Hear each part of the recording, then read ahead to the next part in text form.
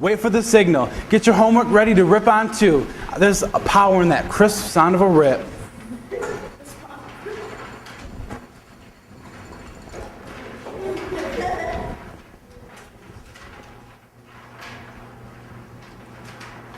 One, two, put it away.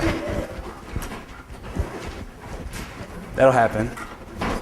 Whoop, not right now.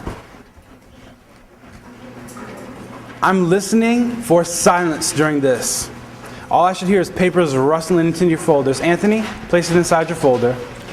Clear off your desk of everything. We're gonna get started with book club.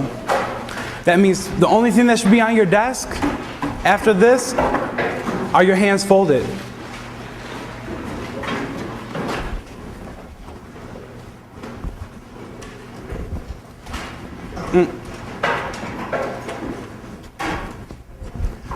Wait for my signal to pass the books down.